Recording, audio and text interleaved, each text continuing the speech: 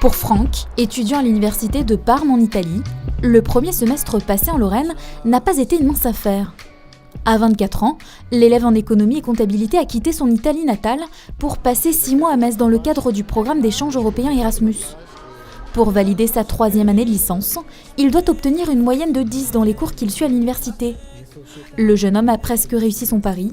Il a validé la plupart des matières malgré des difficultés dans la prise de notes. Les professeurs sont vraiment rapides et il faut être du système pour pouvoir prendre tous les cours. Parfois, tu te rapproches d'un étudiant, tu lui dis « je suis étudiant Erasmus ».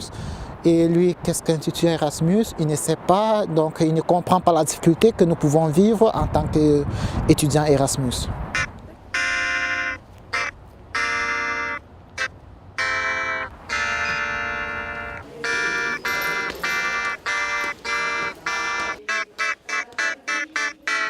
Arrivé en Moselle au mois de septembre, Franck bénéficie d'un logement sur l'île du Saulcy, un petit 13 mètres carrés qui loue 114 € par mois. Comme chaque étudiant Erasmus, il reçoit une bourse qui l'aide à rentrer dans ses frais. Pour s'épanouir sur le campus, Franck est un étudiant actif. Il participe aux activités sportives et passe du temps avec les autres étudiants étrangers pour oublier le manque et l'éloignement de sa famille. C'est pas évident de quitter, se détacher de la famille. Et pour aller pour un programme d'études ailleurs, dans un autre pays, on doit cuisiner nous-mêmes, on doit préparer quelque chose, en même temps étudier, en même temps cuisiner, en même temps organiser son programme. Et ça devient un peu difficile. Et on a l'impression que, je pense qu'on est en train de grandir aussi. Est-ce que vous avez déjà trouvé vos sujets? Oui, c'est ça?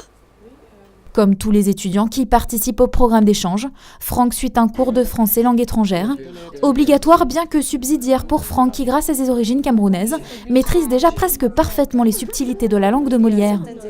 Certains viennent juste d'arriver pour le second semestre et sont un peu chamboulés de découvrir un autre système d'enseignement.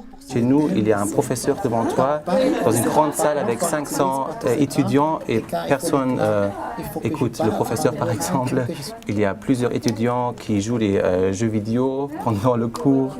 Ici en France, tout le monde se tait et écoute le professeur. Au début, c'est vraiment difficile parce que tu ne connais rien, tu ne connais personne, parce que tu pensais de savoir une langue, mais en fait, tu ne la maîtrises pas.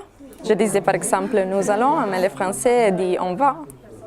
Et c'est intéressant de voir ces différences. Au total, ils vont suivre 44 heures de français langue étrangère sur le semestre. C'est peu, mais beaucoup viennent avec un bagage linguistique déjà conséquent. C'est à ces étudiants qu'est conseillée l'aventure Erasmus. Les étudiants italiens progressent quelquefois très très vite. Ils arrivent à 2 et 6 mois après. Ils ont un très très bon B1 en très peu de temps. Pour des étudiants qui ont des langues d'origine beaucoup plus éloignées de la nôtre, évidemment, ça prend plus de temps. Du temps et de la patience, Franck, qui devait initialement passer 6 mois sur le campus lorrain, a prolongé son séjour de 3 mois. Cette année, l'Université de Lorraine compte 350 étudiants Erasmus entrants. Parmi eux, la moitié sont allemands ou italiens.